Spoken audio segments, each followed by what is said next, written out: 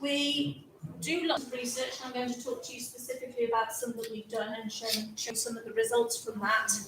We are campaigning Westminster at the moment to make sleep part of the government public health agenda. And at the moment we're focusing on adults and workplace ambassadors. So in every workplace we want someone to be trained in sleep because it costs about £40 billion through sleep deprivation type absences across the industry in Britain. So the more we can help in the workplace, the better we can help production be across the UK.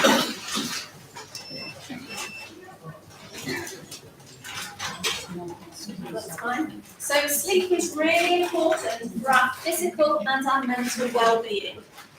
When we're asleep, we are nurturing our immune systems, we're nurturing our brain, and is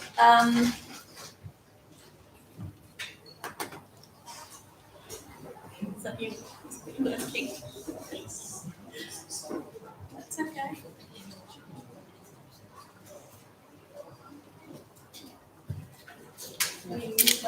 And if we have children who get the right amount of sleep, we see them do better at school. And I'll explain why, because in a minute we'll look at what happens when we sleep.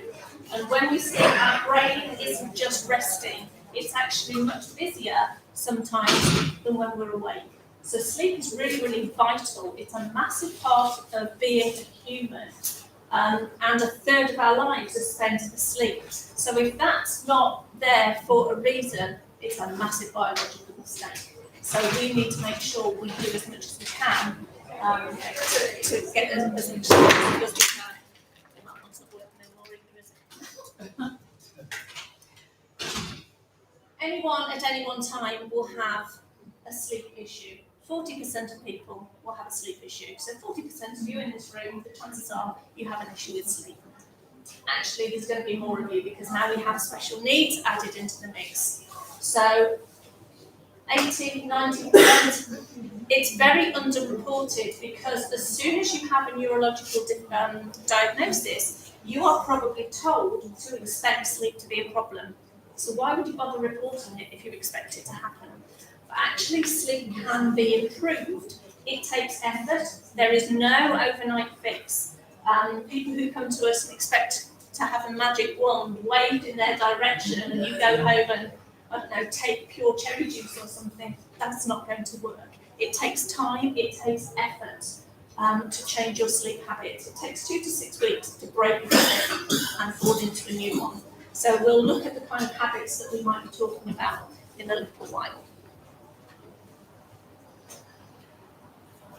So when we work with a family, we don't just listen, put a program in place and leave you to it. We work really closely. Support is part of the success. So we will make an assessment. We'll then formulate a program, but part of that program will be about empowerment and education of usually the parent who comes to us, because I work with children, so I'm going to speak to you through my experiences. I tell parents exactly what I tell my professionals, because if you understand the whys behind the what we're asking you to do, you are more likely to sign up to it, to be consistent, to understand why things might get worse before they get better. Because our brains are quite tricky. They tell us, no, I need to fall asleep like this. And we'll say, you don't. You can fall asleep like this. And our brains will go, no, I know I need to fall asleep. And children do this, so behaviour gets worse before it gets better. And a lot of that is linked to behaviour management. So parents will say, right, that's it, you're not sleeping with me anymore. And they'll put a ceiling in place, and the children will go, oh yes, I am. So they'll pitch their behaviour at the point where they know the parents go, fine, get in with me. And when we put a ceiling in place, they go, and they pitch the behaviour here. And then when that doesn't work, they pitch it even higher. And then parents might give in again, and we just play this game until finally we've got a ceiling in that's not made of paper anymore, it's made of concrete. So what happens is the child's behaviour will escalate and escalate and escalate. So parents will say to us, not only is it not working, it's got worse. So we explain the psychology behind changing habits and what will happen to behaviour in order for parents to go, I know why it's worse. I know why it looks like it's not working. With our support, we can then see them through. So through empowerment and education and support, part of that support will be a weekly phone call or a Skype or an email or a text. And we might say, what's working, what's not working, what have we missed, what can we put in place, have we looked at all the sensory issues, what can we tweak? So we'll retweak it, we'll put more things in place, we'll take something away, because it might not be working. So we've reevaluated that programme. So part of the reevaluation and the reassessment and then putting part of a new programme into place means that it's a cyclical approach, and it's one that works really, really well. Because if we just left you to do it on your own, the chances are you would go, this is too much like hard work. And parents will very often say to me, I had an email the other day who said, I went into her 117 times. And all I needed to say was, it gets worse before it gets better, doesn't it? Now I know what you mean. And then within a couple of weeks, things were much smoother, and it was only going in once or twice. And then eventually it sorts itself. But if I left her, and she'd done 117 times, that would have been not doing that again, can't go through that again. And we see it all the time. I've got my copy gene at the back who's going to be away, and he'll say, this is exactly what we hear, week in and week out. But that support is really, really important.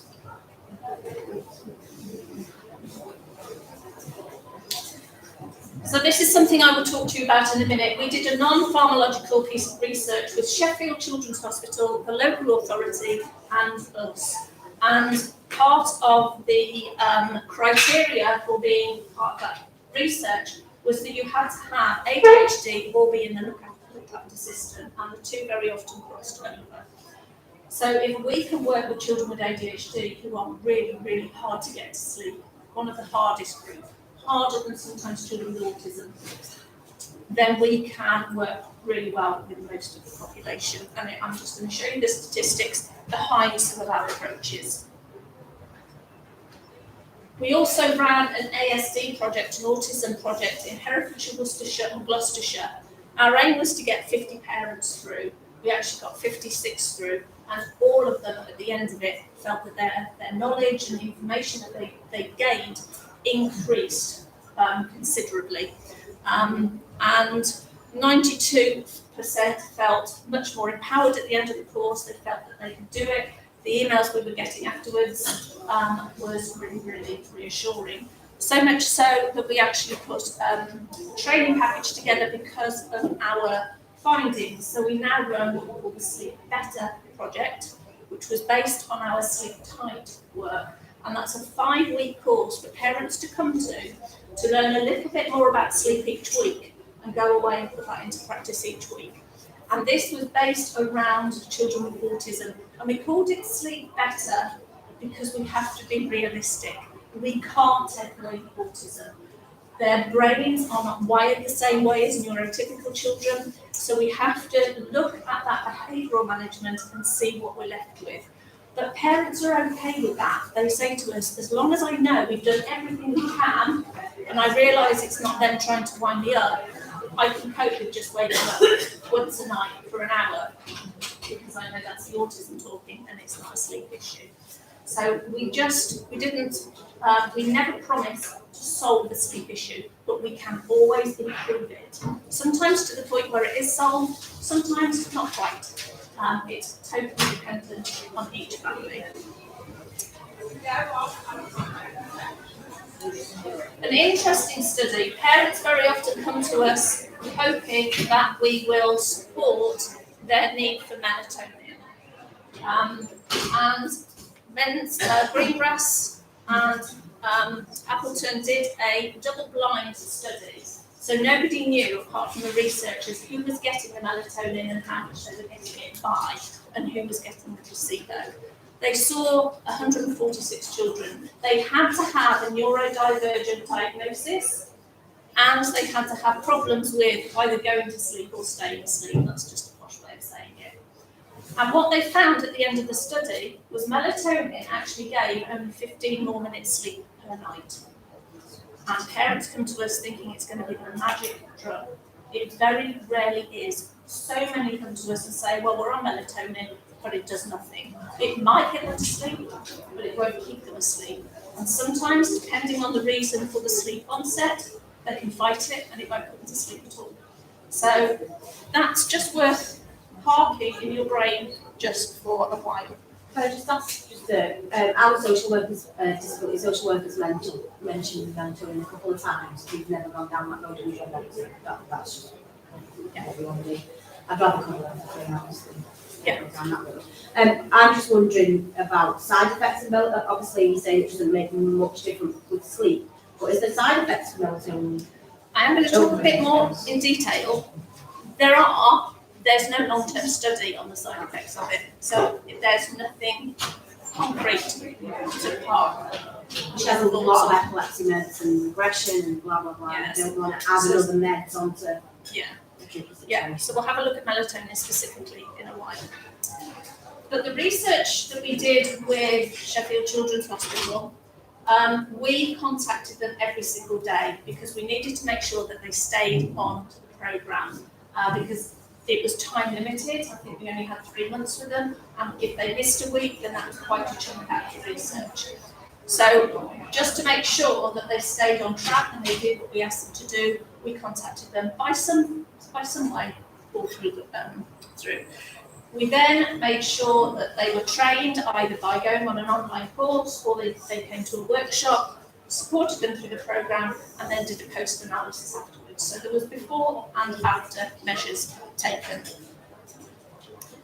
And what we found was with a behavioural-only approach, no medication, we actually improved sleep by 2.4 hours per night per child, compared to the 15 minutes that they got through medication. So a behavioural approach can work with neurodiverse children as long as you are consistent and you put it into place as prescribed.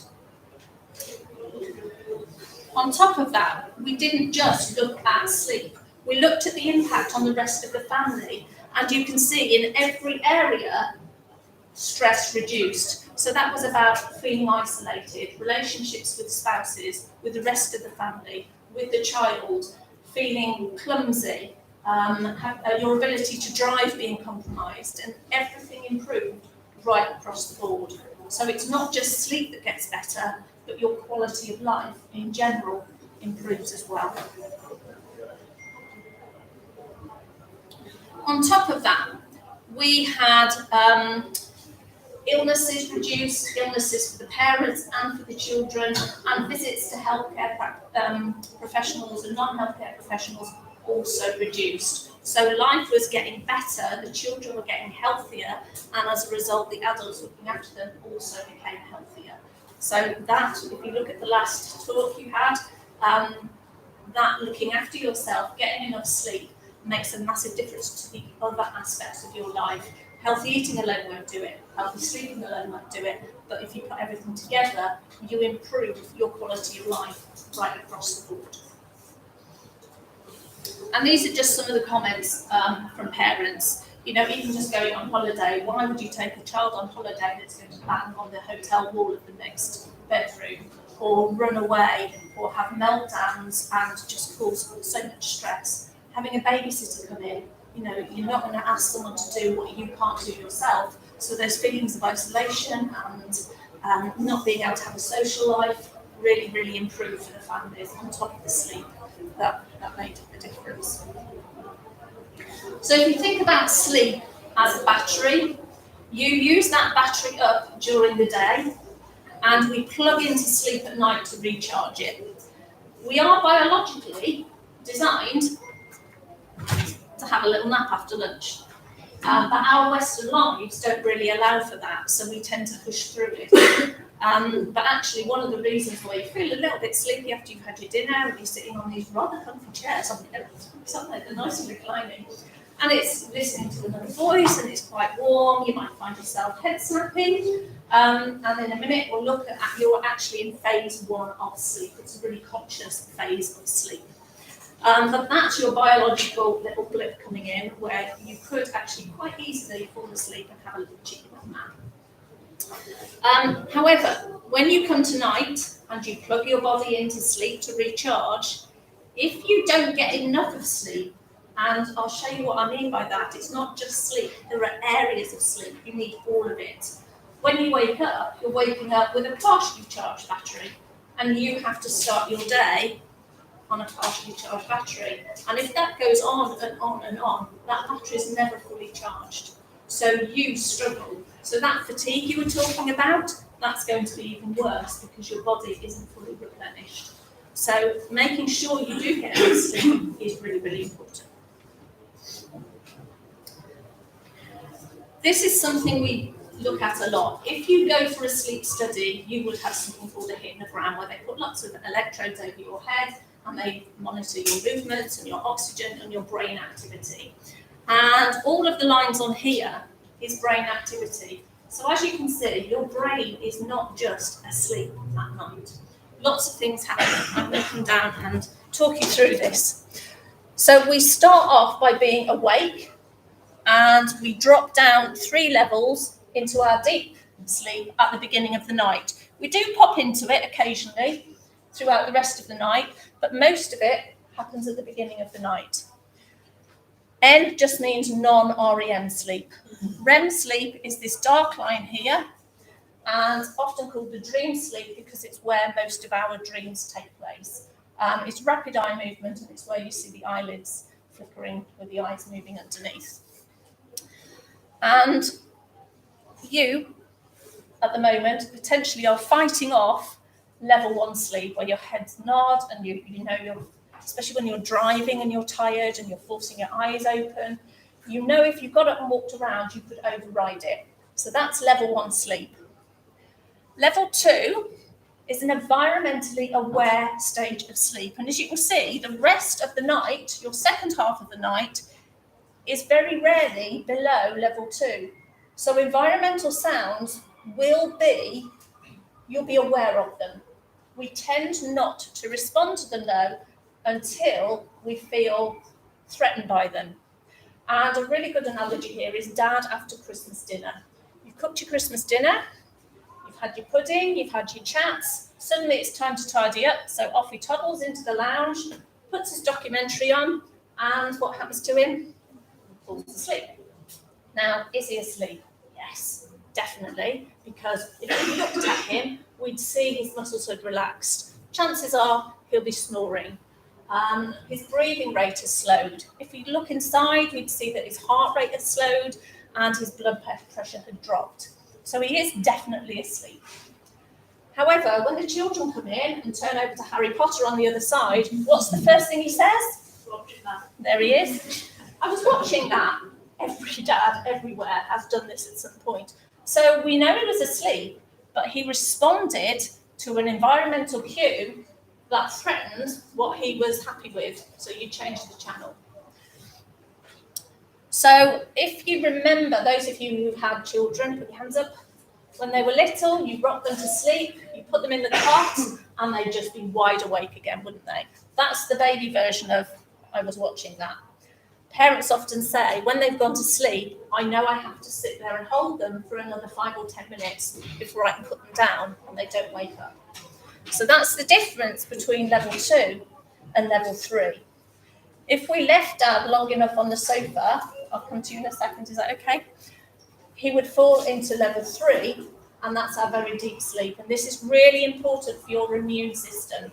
So parents with young children are often the ones who are deficient here, because by the time your children have gone to bed, moved through that, you've done what you need to do downstairs, you've come up, you've dropped off into your deep sleep, and the children are ready to wake up. So you get disturbed here. It's really hard to be woken up from a deep sleep. So once you've finally gotten your children to sleep, you could probably have a party in there, run the Hoover around there, put the lights on, and they wouldn't wake up. It's why when you're woken from a deep sleep, you feel, and the adjectives that are thrown around are drunk, disorientated, jet lagged, sick, dizzy. It's not, none of them are positive. So to be woken from this interrupts hormone replacement. Your brain gets rid of dead cells and toxins that it's used the day before. So we're waking up with toxic brain when we haven't had enough of our deep sleep. There's now some links between certain types of Alzheimer's and deep sleep deprivation. So really important for your mental health as well as your physical health. We then move through to the lighter phase of sleep, and this part of the night is about memory consolidation, getting perspectives, emotional regulation. If you don't have enough of this, you feel like you've not had enough sleep. You can have all of this and not enough of this, and you just don't feel like you've had a good night's sleep. Being slightly clumsy, walking into a room and forgetting why you've gone in there. The dream sleep here is where we dream. Nightmares, night terrors, sleepwalking, sleep talking are what we call parasomnias and happen down here where we are not paralysed. Up here we are, it's thought it stops us acting out some of our dreams. Has anybody ever had a nightmare, tried to run away and it's like running through treacle? Or you try and shout out and then when you do shout, you've finally woken up. So that's part of that paralysis that we're going through here. These sleep cycles last 60 to 90 minutes, and we all wake up at the top of the sleep cycle. Some of us might remember it. Some of us might go, oh no, I don't. I go to sleep and I don't wake up until the alarm goes off in the morning. It's quite rare to have someone like that in a room. Anyone feel that that's their sleep at the moment? No, that's why you're in here, isn't it? But occasionally someone will really guiltily go, yeah, I sleep really well. You say, don't say that. Some people will say, I see every hour. And the chances are you see either every hour to hour and a half, depending on when the top of your sleep cycle comes. Now, what makes some of us wake up and others not? We have to go back to how we fell asleep at the beginning of the night, or how we put our children to sleep at the beginning of the night. And let's talk about children because it's easier to talk about associations and children. You then might go, oh, I know what my association might be. So if our children go to sleep having a breast or bottle feed, and when they wake up, the only way they can go back to sleep is to have a breast or a bottle feed, we've confirmed what we call an association. The brain knows I can only go to sleep by having a feed, or by having my telly on, or by having a story tape on, or a podcast on, or the landing light was on when I went to sleep, and when I wake up, it's different. So that landing light needs to go back on, and then I can settle again. Starlights on the ceiling, that's another common one. The biggest one is having a parent lying down next to them. Then they get up, go into their own rooms. At the top of every sleep cycle, the child either shouts out for the parent to come back, and parents will say, as soon as they get back into bed with them, they go back to sleep again. Or they toddle into parents' beds, and I've had 4 children. Child number 4 learned to be a proper ninja. He'd crawl under the quilt, lie really still, because he knew if I woke up, I'd put him back in his own bed, and I'd wake up in the morning and think, little ninja, how did you get there? When did you get there? How long have you been there? But that's the sleep association for you. And the one night he fell asleep with me in the bed, and I didn't wear this badge then. I didn't really know what I was looking at, but it was fascinating. That visual and sensory scan, to begin with, scans the room, and it's like Knight Rider and Kit. And he sat up in bed, and I watched his head start there and scan the room like this. And you know when you think, oh my gosh, don't get eye contact, please don't, because I know he's going to go, Mummy! And he scanned and scanned and scanned and scanned, came to me, and I went, and he just went back to sleep. But what his brain was doing was that visual and sensory scan. That's the same, that's the same, that's the same, that's the same. Yep, you were there when I went to sleep as well. Everything's like it was when I went to sleep. I can now transition into the next sleep cycle. And that's what I was seeing. It was fascinating. Shall I come to you first? I come across people who wake up tired when they go to bed, and the longer they sleep, the tired they wake up, sort of thing. Is that something going on in the same? It totally depends on the individual. If you're sleep deprived and you're grabbing sleep, your body's going to try and take as much as it can. A really regular routine with good sleep within that routine will help overcome that. But initially, your body's just going to grab what it can. Does everyone sit up and do a scan? No, he just did. But you will scan. So you will open your eyes and you will scan the room. You won't necessarily sit up. But you will always scan. And if anything is different, your brain, your caveman brain, will wake you up so you can work out whether that difference is threatening or not. And as far as our children are concerned, they're just awake.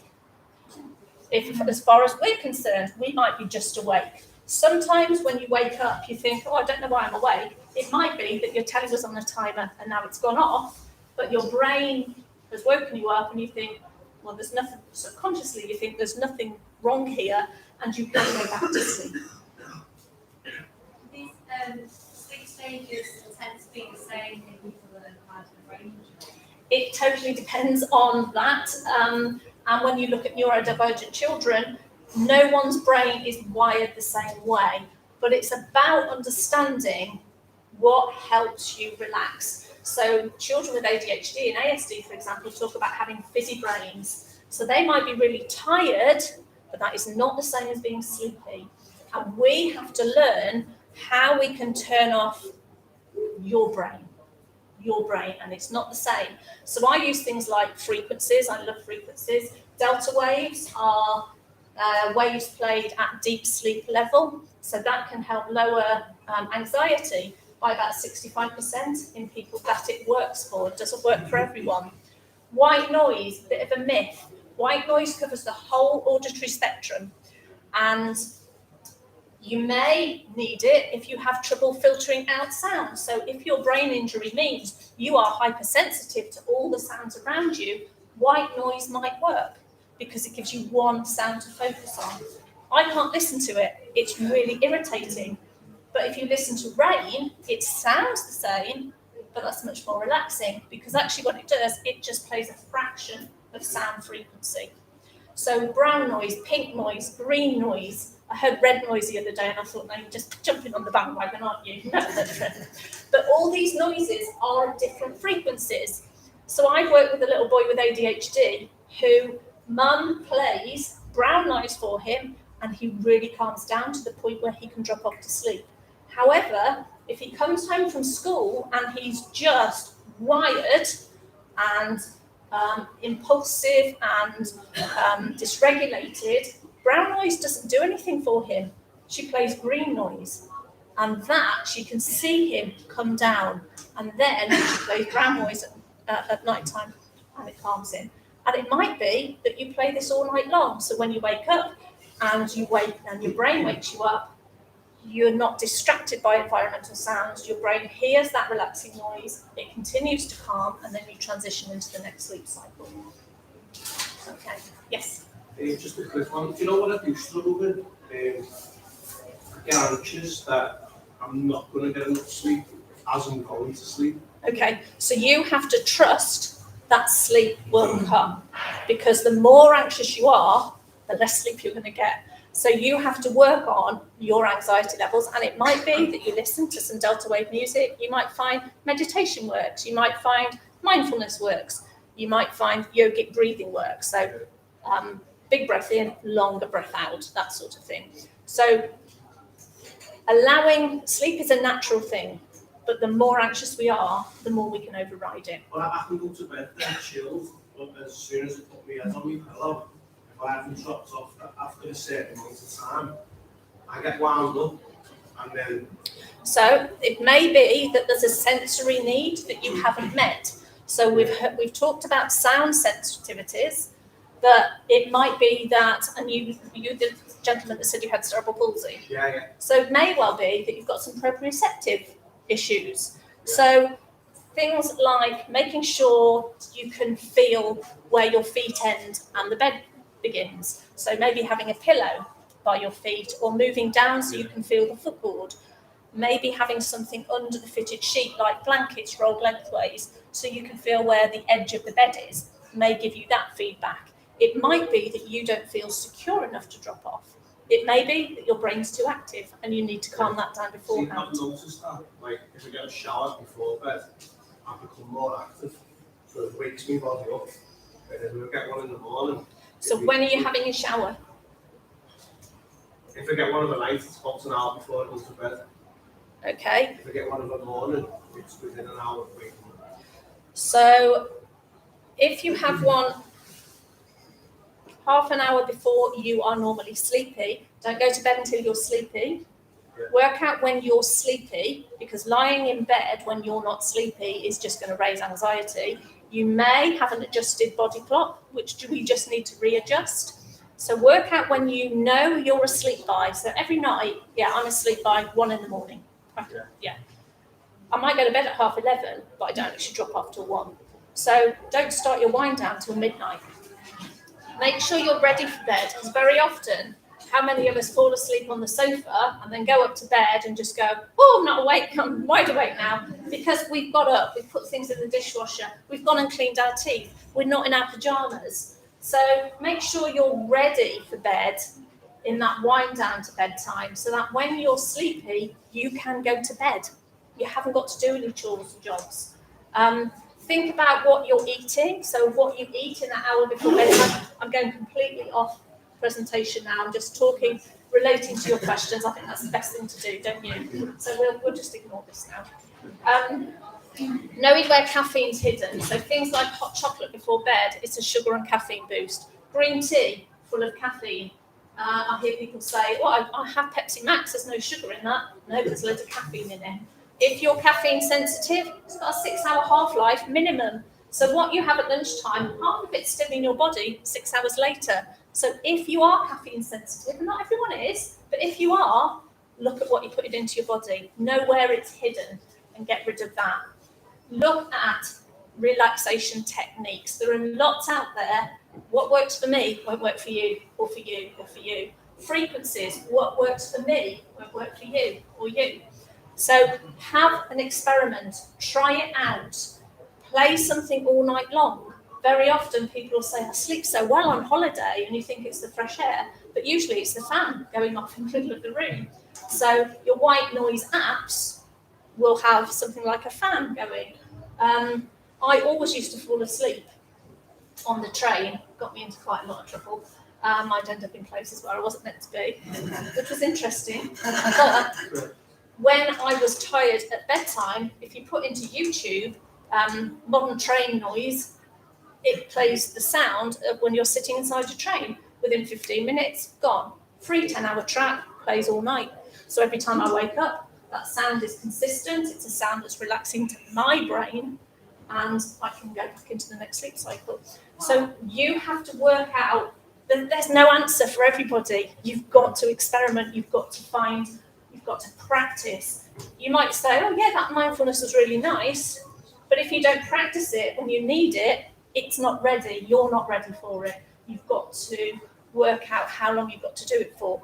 Yogic breathing, you might have to practice it for a couple of weeks and then know, I need 3 rounds of breath to bring adrenaline down. Actually, I need 5 minutes of it to bring adrenaline down. Everybody is wired differently. Thank you. I think I've got a little bit of a problem. I've sort of been diagnosed with insomnia since I was a child, and I think the negative connotations of it's always looked on as a negative. And then I was speaking to someone about 3 years ago, and they said, are you sleep elite? And I said, what's sleep elite? And they said some people, I think they only said like 7% or something of people don't actually need to sleep the recommended sleep. And if all I hear is that if you don't sleep more than 3 or 4 hours, you should be dead. If you don't sleep this, you're going to have Alzheimer's. If you don't sleep this, and I've never slept longer than maybe 4 or 4.5. It may well be. If you remember at school, stop worrying that you can't get a sleep, or try and stay awake all night, you find that you will fall asleep. certainly work backwards from when you're sleepy. That will help. Yeah. Increase. Sleep, it's like 1 o'clock in the morning, and if I've got to be up at 7. Don't worry about It's it. like Right. sleep anxiety. Remember, if you wake up, instead of thinking, oh my God, I'm awake, rethink, oh look, I'm at the top of a sleep cycle. Yeah. That's really interesting. And it takes the anxiety away from being awake, and it means you can relax. We wake up. Yeah. Did you come in and see these? Yeah. So at the top of each of these, we're at the top of a sleep cycle, and we will possibly wake up completely. But instead of worrying about it, go back to the science. Not, I'm awake, that's terrible, I've got work tomorrow, I've got to deliver tomorrow, I need to get to sleep. Raises your anxiety straight away, your adrenaline is raised. Yeah. Just think, oh look, I'm at the top of a sleep cycle. And a bit later on, look, I must have gone back to sleep because it's another sleep cycle. I remember thinking that once I've been awake hours, and I looked at the clock thinking it was still 2 o'clock. It's actually 3:30. And I thought I'd stayed awake, but I hadn't. I'd gone down into another cycle, woken up for whatever reason, and I had. And I just thought, it is such a relief because you go, oh look, I did sleep, and I slept for a whole sleep cycle. I'm just at the top of another one. And it reduces that mental drive that I have got to get to sleep. And reducing that anxiety is really important. But there's not a magic fix cure for everyone in the room. We've got to work out what yours is, which is really difficult. I just ask the opposite way of having far too much sleep. I get asked this a lot, and I have to say I don't know a huge amount about that. Because that tends to go into the medical realm possibly, and I'm just about the behavioural aspects of sleep. So it's not something I know too much about, but I have heard quite a lot about it. There may be something on our website. Do you know if there's anything on our website about too much sleep? I don't know. It might be something I can look into and email the centre and just get them to email that back to you. For example, morning, different days. For example, today, Wednesday, I wake up 6, but Sunday is about 8 or 9. It's the same. No, yesterday it's early. It's not consistent. It's not consistent. Yes, because it's the day. Right. So it depends on whether that is impacting on your sleep or not. If your sleep is all over the place and your wake-up time is not consistent, we need to be waking up at the same time every morning. So at a weekend, potentially you might have to wake up at your earlier time because we need to set our body clocks at both ends of the day.